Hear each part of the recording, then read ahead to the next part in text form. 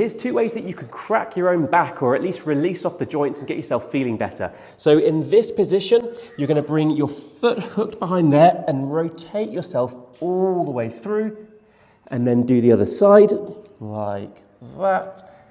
Pause there. And then the next one is in this position. Reach your arm all the way through and all the way up. Same thing the other side.